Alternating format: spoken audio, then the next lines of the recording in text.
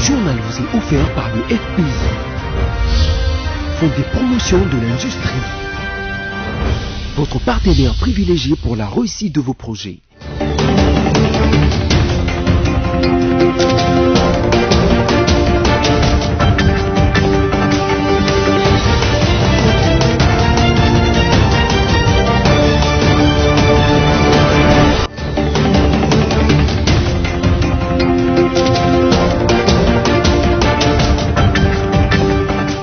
Bienvenue si vous nous recevez sur BCTV, série d'audience du ministre d'État en charge de la coopération à Monaco, Maître Pépin Guillaume Manjolo, a dans le cadre de la coopération accordé plusieurs audiences.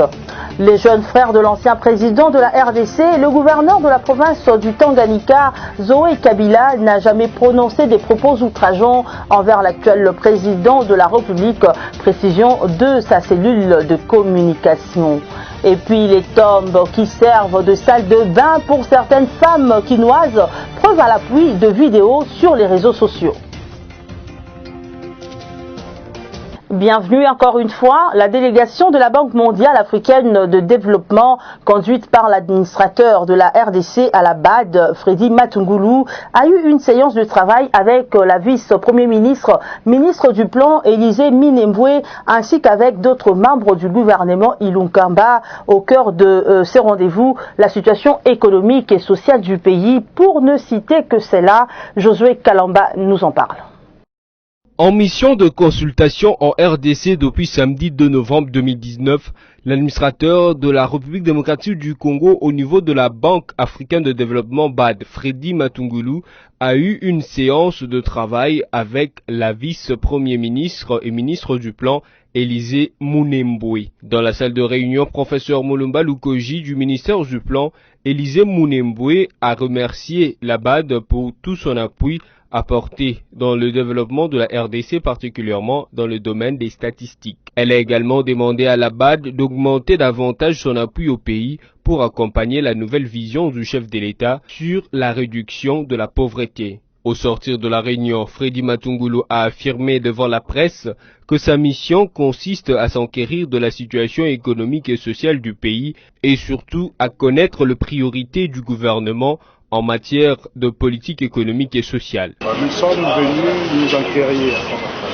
de l'analyse de la situation économique et sociale du pays auprès de leurs excellences que nous avons rencontrées, mais nous avons surtout voulu savoir ce que sont les priorités du gouvernement en matière de politique économique et sociale, parce que la Banque africaine de développement est un partenaire pour la République démocratique du Congo, comme le sont le Fonds monétaire, la Banque mondiale et tous les autres partenaires, y compris les bilatéraux, qui travaillent ici.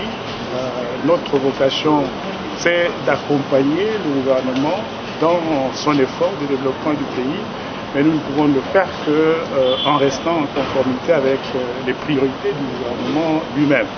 Parce que le pilote dans de ce travail de reconstruction du pays, ce n'est pas la Banque africaine de développement, ce n'est pas la Banque mondiale, ce n'est pas le Fonds monétaire international. Le vrai pilote, c'est le gouvernement congolais et la population congolaise. Et donc pour nous, c'est important que nous puissions savoir exactement ce que sont les priorités pour le gouvernement de la République. Notez que cette réunion a connu la présence des ministres de transport, de l'énergie, du développement rural, des infrastructures et du représentant du ministre de l'Agriculture. Le ministre d'État, ministre de la coopération internationale, intégration régionale et francophonie, Pépin Guillaume Manjolo, a profité de sa présence à la 36e session de la conférence de la francophonie à Monaco pour accorder quelques audiences. Il s'est notamment entretenu avec la secrétaire générale de l'OIF, Louise Mouchiki-Wabo. Suivez. En marge de travaux de la 36e session de la conférence ministérielle de la francophonie à Monaco, le ministre d'État, ministre de la coopération internationale, intégration régionale et francophonie, Maître Pépin Guillaume Mandjolo, a eu plusieurs rencontres bilatérales, dont celle avec la secrétaire générale de l'OIF, Louise Mouchikiwabo. Avec le numéro 1 de l'OIF, Maître Mandjolo a abordé l'organisation des 9e Jeux de la francophonie en RDC, ainsi que d'autres questions liées aux échanges entre le pays de Félix Tshisekedi et l'Organisation internationale de la francophonie. Après la secrétaire générale de l'OIF, le patron de la coopération internationale en RDC a échangé avec le secrétaire d'État au ministère français des Affaires étrangères, Jean-Baptiste Lemoine. Il a été question du soutien diplomatique de la France à la RDC, particulièrement dans les secteurs d'activité de l'UNESCO, dans l'éducation, la science et la culture. Puis Guillaume Mandjolo a amorcé les contacts pour l'établissement de la coopération entre la principauté d'Andorre et son pays. C'était au cours de son entretien avec Oubache Fond, ministre des Affaires étrangères de la dite principauté. Toujours à Monaco, le MINETA de la coopération internationale, intégration régionale et francophonie a eu un tête-à-tête avec le secrétaire général aux Affaires étrangères de l'Ukraine. Un avenir prometteur pour les relations entre les deux pays, l'Ukraine et la RDC, a filtré de cette rencontre. Revenons à Kinshasa. Les agents et cadres du ministère d'État, ministère de l'Urbanisme et Habitat ont été appelés à combattre la corruption afin de maximiser leurs recettes. L'appel leur a été lancé par Puisse Mwabilou, patron du dit ministère. Liévin Luzolo nous en parle. C'est sur le terrain que le ministre d'État en charge de l'urbanisme et habitat, Pius Mwabilou Mbayo Mokala, a passé toute la journée de lundi à Kinshasa. Objectif, s'imprégner des conditions de travail de ses agents et fonctionnaires afin de les pousser à maximiser plus des recettes. De la direction de l'urbanisme et habitat, située dans l'enceinte de son cabinet de travail, à la direction des services généraux, en passant par le secrétariat général, Pius Mwabilou a eu un seul message. L'appel aux agents et fonctionnaires à relever les défis qui gangrènent son ministère afin de maximiser les recettes de l'État dans son secteur. Que je passe par ici pour effectivement que je me rende compte pourquoi on n'avait mobilisé que 12% des recettes. L'État ne peut que rétrocéder ce que vous lui donnez. La rétrocession, c'est toujours par rapport à ce que vous lui donnez. N'est-ce pas comme ça? Oui. Si l'État vous rétrocède des miettes, c'est parce que vous lui avez donné aussi des miettes. Mon rôle à moi, c'est de travailler pour que vous puissiez être dans des conditions qui puissent vous permettre de faire plus. Aux nombreuses difficultés des agents, le patron de l'urbanisme et habitat promet de résoudre problème par problème. Je ne suis pas un homme qui promet à tout vent. Moi, j'aime bien réaliser les choses au lieu de promettre. Je n'ai pas entendu seulement, mais j'ai écouté aussi. C'est-à-dire que ça reste dans ma tête. Je ne fais pas de promesses. Laissez-moi le temps d'analyser ce que j'ai vu. Petit à petit, avec l'aide de l'Éternel, moi je crois en Dieu Tout-Puissant, nous allons essayer de résoudre problème par problème. La ministre des Affaires sociales, Rose Boyata, et son homologue, la ministre déléguée aux personnes vivant avec handicap, Irène Essambo, ont été officiellement présentés aux cadres et agents évoluant dans leur secteur, l'objectif étant de permettre un contact physique entre ces ministres et le personnel administratif de ces portefeuilles. Images et commentaires. C'est sous une bonne ambiance de fête que s'est déroulée la cérémonie des présentations officielles ce lundi 4 novembre de la ministre des Affaires sociales, Rose Boyata Mukanjou, et la ministre déléguée aux personnes vivant avec handicap et autres personnes vulnérables, Irène Essambo, aux cadres et agents du ministère. L'événement a eu lieu dans la salle polyvalente Maman Marie-Antoinette, dans la municipalité de Limete, 13e rue. Prenant la parole, le secrétaire général aux affaires sociales a tout d'abord présenté la biographie des deux ministres sous admiration et acclamation de l'assistance. Le patron de l'administration des affaires sociales a également fait l'état des lieux de ce ministère qui est confronté à plusieurs problèmes, notamment la spoliation de son patrimoine. La ministre des Affaires sociales a pour sa part rendu hommage au chef de l'État, Félix Tshisekedi, pour sa marque de confiance en nommant 2 femmes dans ce secteur. Rose Boyata promet d'être très attentive aux problèmes sociaux qui touchent son ministère. Les problèmes sociaux des agents feront l'objet de ma préoccupation en tant que responsable politique du ministère. Le peuple d'abord étant une politique sociale de cette mandature, raison de plus pour que les agents du ministère des Affaires sociales soient au centre de mon action. J'invite le secrétaire général de mettre sur pied une politique rigide de caisse sociale à l'instar d'autres ministères qui permettra d'apporter des solutions d'urgence aux nombreux problèmes auxquels sont confrontés les agents. La cérémonie s'est clôturée par la présentation des civilités entre cadres, agents et les 2 ministres récemment nommés.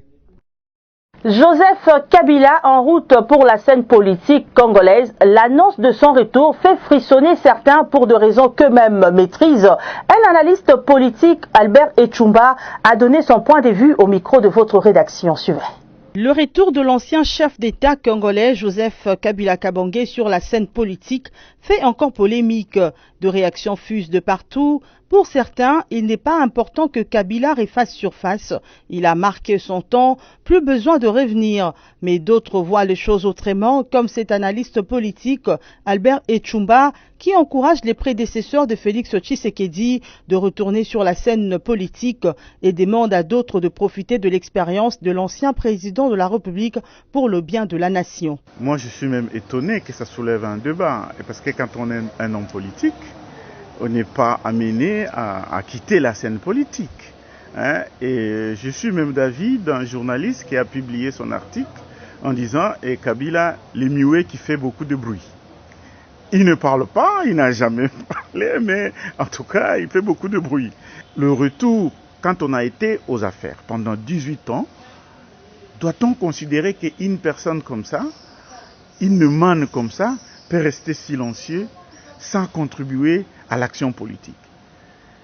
Il va falloir même saluer l'action, ou même l'idée de constituant qui a voulu que les anciens présidents élus, j'insiste bien sur le mot élu, sont de droit sénateurs à vie.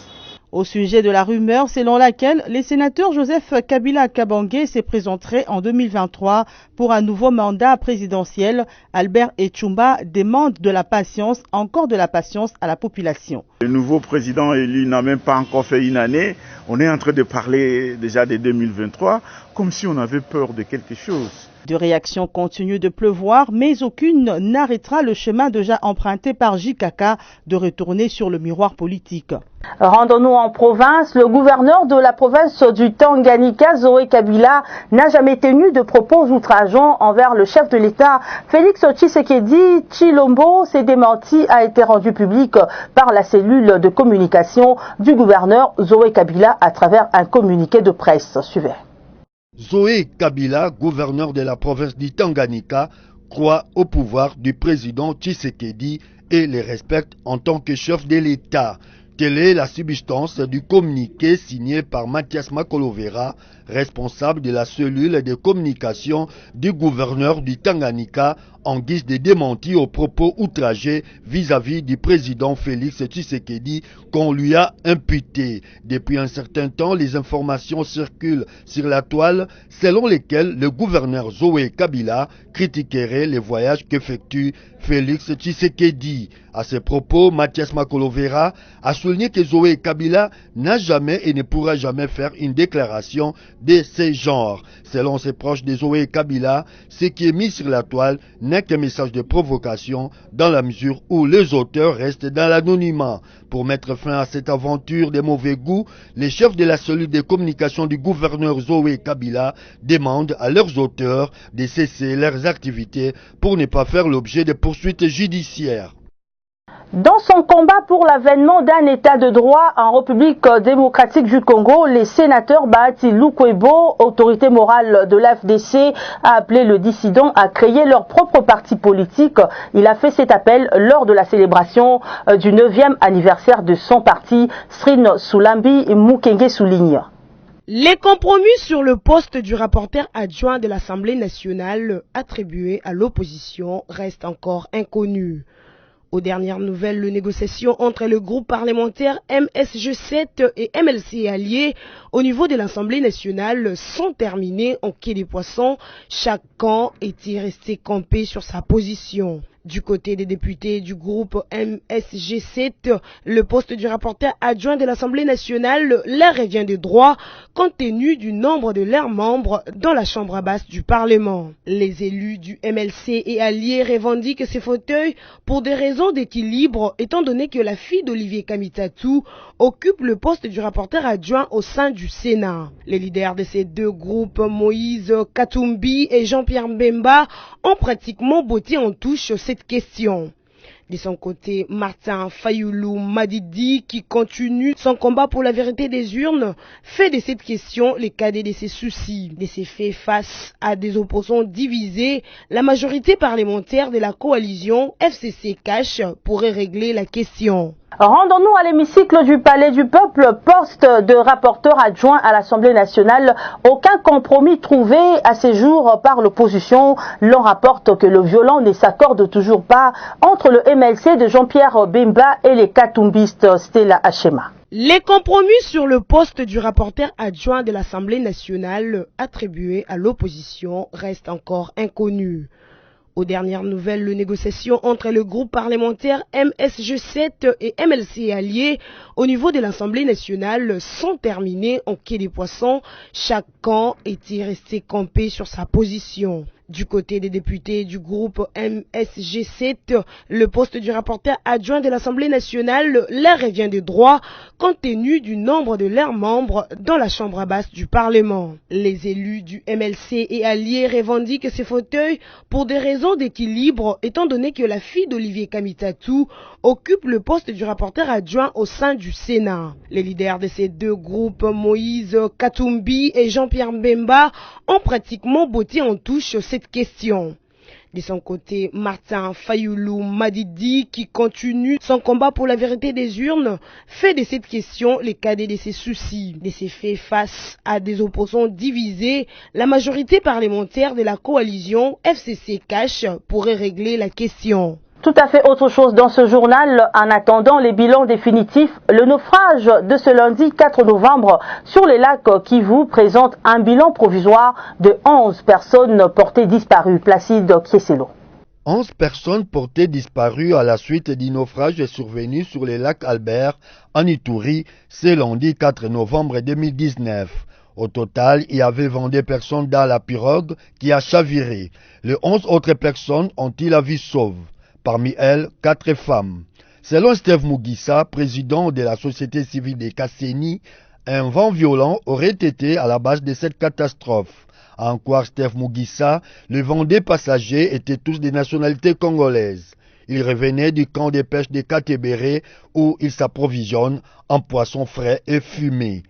Aux dernières nouvelles, les éléments des forces navales et des pêcheurs ont investi les lacs Albert pour rechercher les disparus.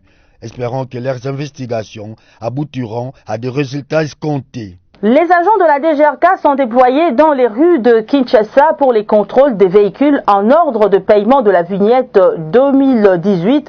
Mais cette campagne connaît de dérapages, notamment l'arrestation de véhicules avec matricule BE non concernés par la dite campagne.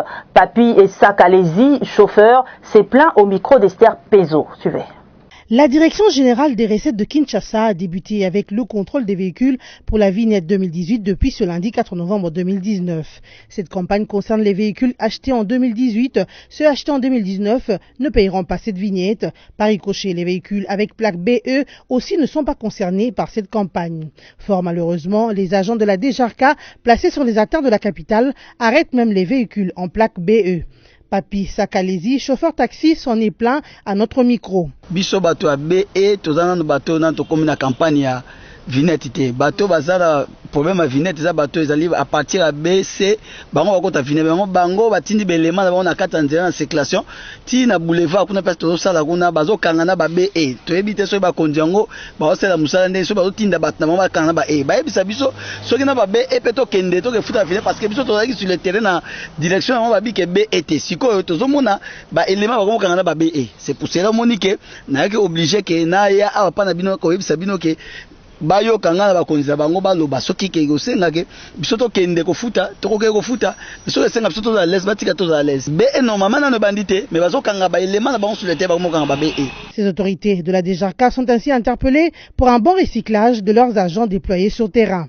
Incroyable mais vrai, depuis un temps, il est constaté que certaines femmes vont se baigner sur les tombes dans les cimetières à Kinshasa. À cet effet, les gestionnaires du cimetière de la Gombe rencontrés a nié cette réalité, mais la preuve d'une vidéo lui apportée l'a laissé bouche bée. C'est une investigation d'Esther Pezo Omba.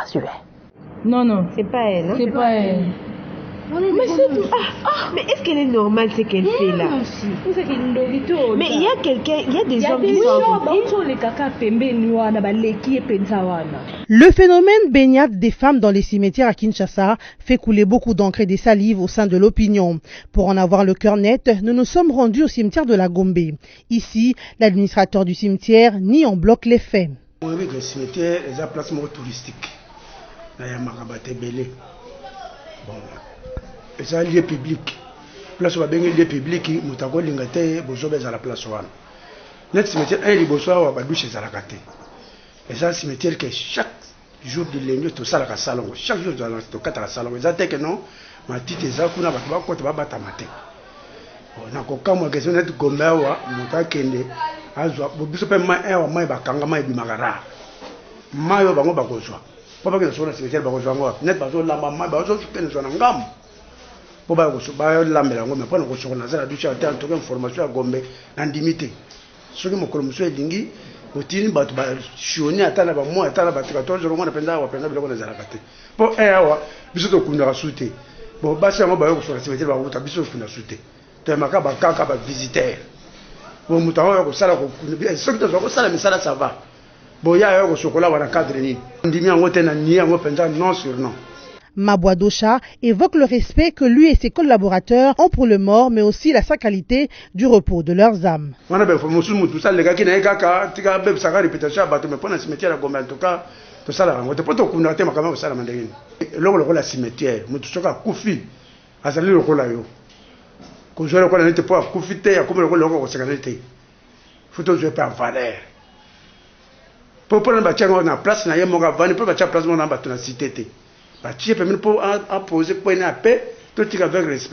Le responsable numéro 1 du cimetière de la Gombe, tout en niant toujours les faits, conseille cependant aux femmes et ses collègues gestionnaires des cimetières de mettre fin à cette pratique s'ils en font usage.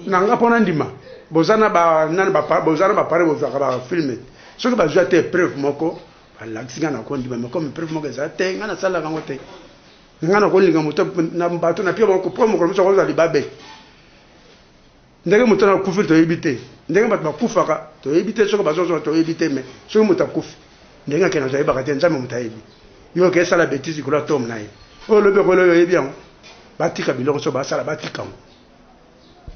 batika biloko ndenge za mabe za malédiction kwa na vie za malédiction batika biloko wa. Même s'il a nié tous les faits, Mabouadosha est resté bouche bée ou encore abasourdi lorsque nous lui avons apporté la preuve d'une baignade au sein du cimetière de la Gombe qu'il gère. C'est donc loin de se terminer l'affaire baignade des femmes dans les cimetières dans la capitale congolaise. Le bonne chose ne dure jamais. Retrouvez le rappel de titre avant de nous dire au revoir. Bienvenue si vous nous recevez sur BCTV, série d'audience du ministre d'État en charge de la coopération à Monaco, Maître Pépin Guillaume Manjolo, a dans le cadre de la coopération accordé plusieurs audiences. Les jeunes frères de l'ancien président de la RDC, le gouverneur de la province du Tanganyika, Zoé Kabila, n'a jamais prononcé des propos outrageants envers l'actuel président de la République, précision de sa cellule de communication. Et puis les tombes qui servent de salle de bain pour certaines femmes quinoises, preuve à l'appui de vidéos sur les réseaux sociaux. Merci à vous tous pour votre fidélité au programme de BSC TV. Restez branchés sur nos antennes et vous ne serez jamais, alors jamais déçus. Au revoir.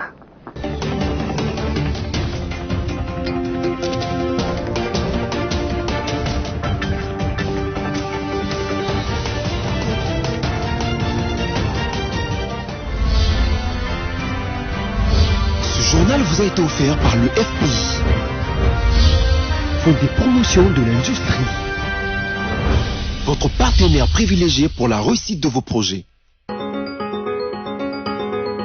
Mesdames, Messieurs, bienvenue à la revue de presse de ce lundi 5 novembre 2019.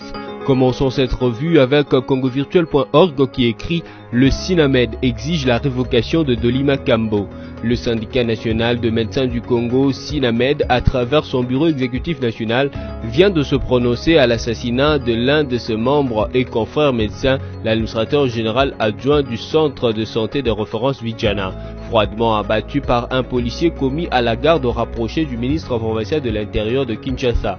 C'est dans un communiqué publié le vendredi 1er novembre dernier à leur siège sur avenue Assosa dans la commune de Kasavubu que le docteur Mukuna Miteo et ce confrère John Sengaluamba ont fait la lecture de mesures et recommandations prises par cet influent syndicat national de médecins du Congo. Poursuivons cette revue de presse avec Forum des As qui note en grand titre « Félix Tshisekedi et Joseph Kabila parlent des entreprises publiques et de l'accord FCC Cash ». Toutes les sources crédibles dans la ville haute le confirment. Le président de la République Félix Antoine Tshisekedi Tshilombo et son prédécesseur Joseph Kabila Kabange se sont rencontrés dimanche 3 et lundi 4 novembre en Tsélé. Non pas pour s'adresser de Salam Alek, mais pour vider des sujets qui fâchent, confie un proche de Fachi. Un collaborateur de l'autorité morale du FCC ajoute que les deux personnalités ont abordé la question de la mise en place des entreprises publiques qui est une urgence, les suites de l'affaire de 15 millions de dollars, en effet ce que devrait savoir l'opinion sur ce dossier.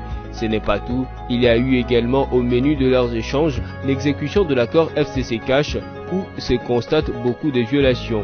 D'où la nécessité d'une évaluation qui est en cours à Safari Beach, site touristique situé à l'est de Kinshasa dans la commune de Lantsele.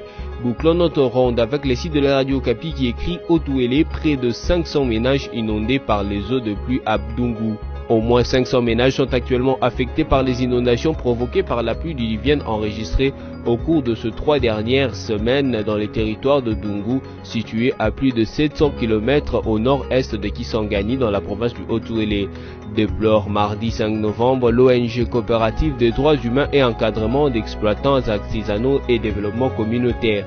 Des 500 ménages affectés par des inondations, plus de 100 ont été contraints d'abandonner leurs habitations avant d'être reçus dans des familles d'accueil, fait remarquer la coordonnatrice de cette ONG, Dorcas Tabita Bani. Cette revue de presse est terminée. Merci et au revoir.